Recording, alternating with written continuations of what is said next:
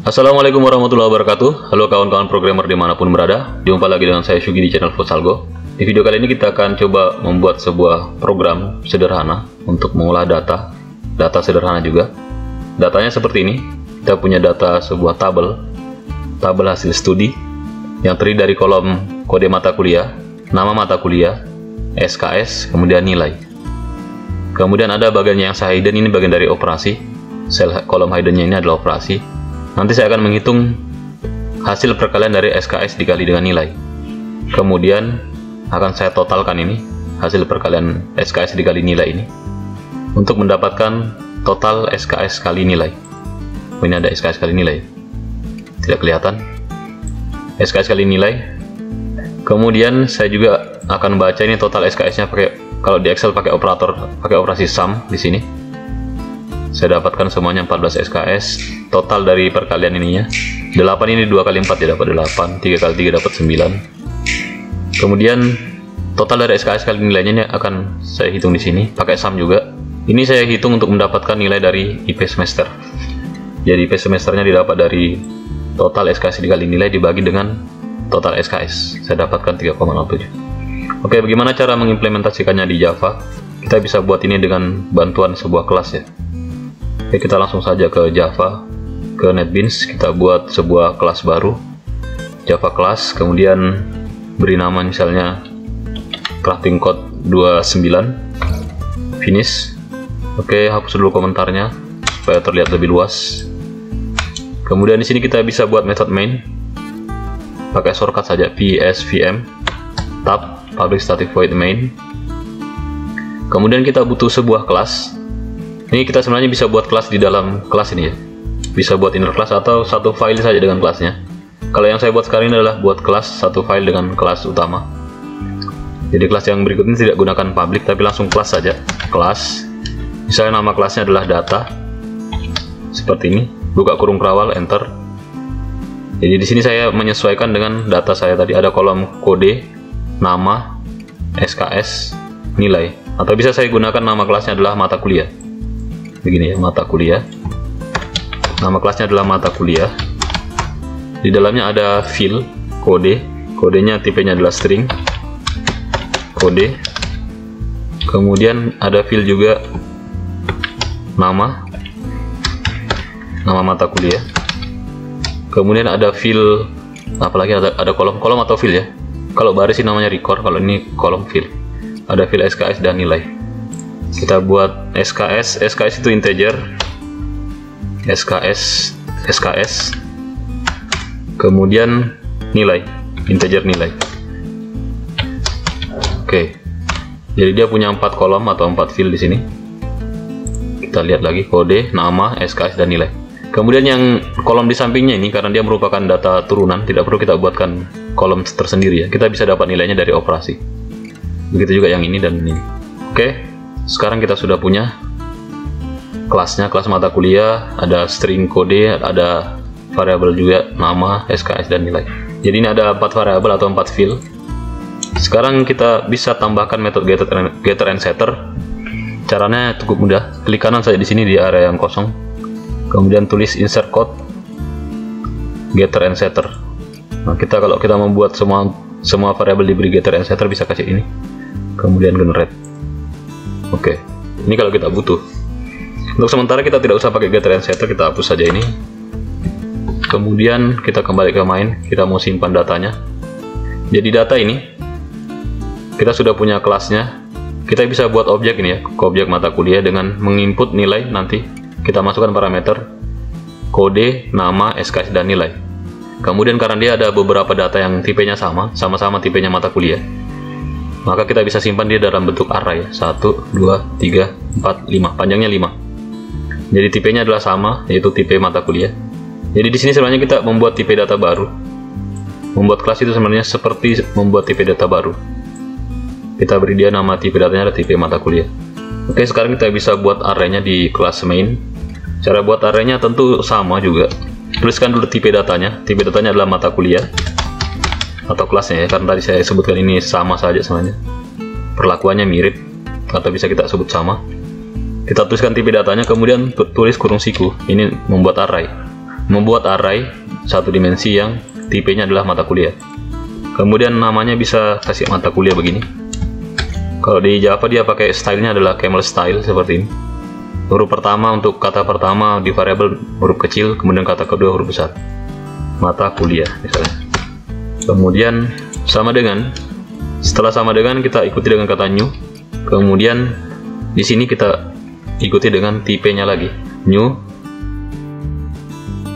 tipe array-nya. Kemudian di sini diberi size. Kita tadi tahu size-nya adalah 5 ya. Size-nya adalah 5 seperti ini. Oke. Kemudian kalau kita mau masukkan datanya secara hard coding, sebenarnya bisa juga kita masukkan secara hard coding ini. Kita copy dulu ini. Nanti kita edit.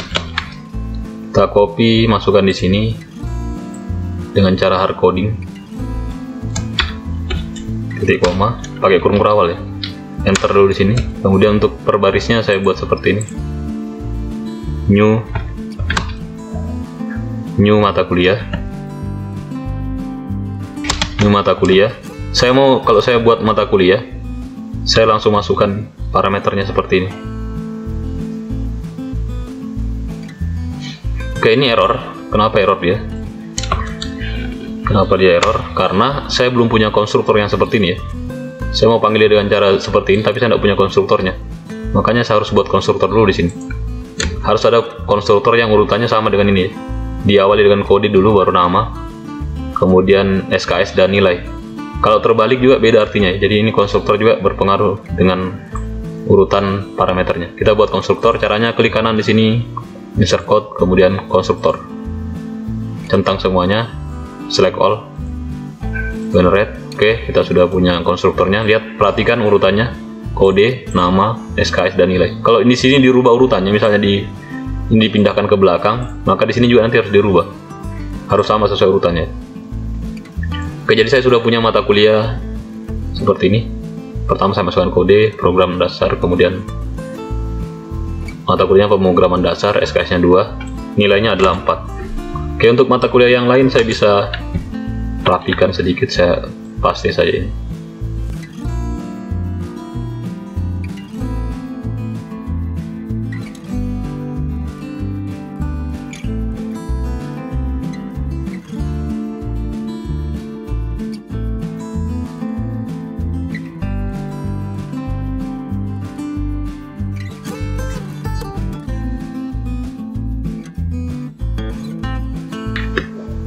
Kita rapikan pakai source format saja. Selesai. Jadi kita punya 5 ya, 1, 2, 3, 4, 5 mata kuliah seperti ini. Sudah ada 5 mata kuliahnya. Jadi data yang di dalam ini, yang saya blok ini sudah tersimpan di dalam array kita, array mata kuliah namanya. Berikutnya kalau kita mau olah datanya, kita bisa pakai for untuk menghitung total SKS-nya. Jadi pakai for, kasih komentar sedikit di sini, olah data.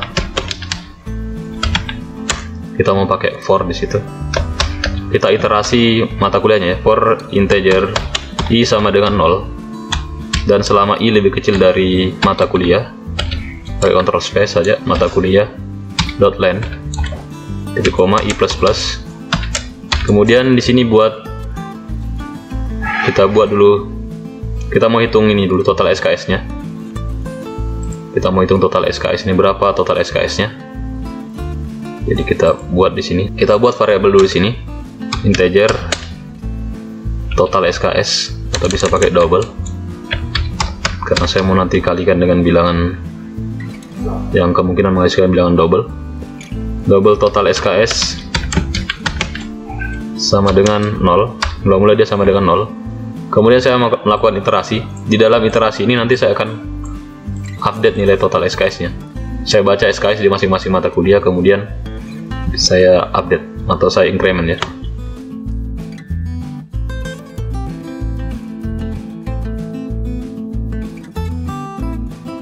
Kita gunakan looping for, kemudian kita mengupdate nilai total SKS dengan cara total SKS sama dengan total SKS tambah mata kuliah i pada mata kuliah i.sks ya. Jadi mata kuliah pada baris ke i, i berarti baris ke i, dan kita ambil nilai SKS-nya. Kalau mau ambil nilai kodenya juga pakai mata kuliah i.kode ya. Oke, kemudian kalau kita mau cetak total SKS-nya, total SKS program, kita bisa kasih perintah print di bawahnya. Kemudian kita coba run dulu. Harusnya total SKS-nya adalah berapa ini? 14 ya. Coba kita run file. Oke. Total SKS-nya adalah 14. Sudah benar. Kemudian kita akan coba lagi hitung hasil perkaliannya ini. Hasil perkalian, kemudian di total juga di bawah. Namanya total SKS kali nilai. Kita bisa buat variabel lagi di atasnya di sini atau di bawahnya juga bisa. Double total SKS X nilai. Mula-mula kita beri sama dengan 0 juga ya. Sama dengan 0. Kemudian di dalam sini kita buat operasi SKS kali nilai. Kita beri nama double juga. Double SKS X nilai. SKS kali nilai sama dengan, kita baca dulu SKS-nya. SKS mata kuliah pada baris ke I dikali dengan tanda, kalau kali pakai simbol bintang ya, dikali dengan nilai mata kuliah pada baris ke I. Kalau mau panggil nilainya pakai dot nilai titik koma. Oke, di sini kita sudah dapat SKS kali nilainya berapa. Kemudian kita update nilai total SKS kali nilai. Kita update dengan cara copy sama seperti tadi. Nilai sama dengan ditambah dengan SKS kali nilai.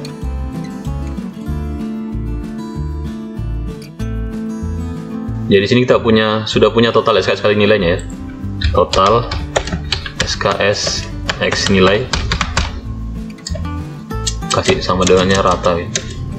Sama dengan tanda tambah, di sini tulis total SKS kali nilai. Oke. Kalau kita run ini, maka dia akan menampilkan angka 14 dan angka 14 dan 43 ya. Coba kita lihat. Di sini 14, di sini 43 ya. Jadi ini kita sudah punya total SKS-nya. Total SKS kali nilai juga sudah ada. IPK-nya bisa kita hitung dari sini. Double IP semester sama dengan total SKS kali nilai dibagi dengan total SKS. Oke, sekarang kita sudah punya IP-nya, IP semesternya. Kita dapat dari total SKS kali nilai dibagi dengan total SKS. Sekarang kita tampilkan lagi pakai IPS titik 2 spasi tanda IPS. Kita run file. Kita run file ini hasilnya ya. IPS-nya ada 3,07. Ini sisa di format saja ya. Decimal place-nya sisa di format. Jadi ini sudah berhasil menghitung total SKS, kemudian total SKS kali nilai, kemudian IP semester. Berikutnya kalau mau ditampilkan bagaimana? Misalnya saya mau menampilkan ini. Ada banyak cara untuk menampilkan datanya. Cara yang paling simpel sebenarnya kita bisa buat metode di sini, metode toString ya. Untuk menampilkan per barisnya kita bisa pakai metode toString. Kita override saja di sini public string toString. Jadi ini metode yang di override dari kelas objek ya. toString di sini belum ada return-nya. Return statement. Ya, return-nya adalah string nilai dari sini. Nilai kode. Jadi kita buat kayak begini. Kode MK this.kode, kemudian tanda tambah seperti ini, tanda petik ini dulu. Oke, saya buat ini dulu, nanti tambahkan lagi. Kemudian saya buat perintah untuk mencetak ininya. Mencetak nilainya bisa saya buat di sini ya. Sebelum saya olah, saya cetak dulu. Saya bisa pakai for each, for mata kuliah,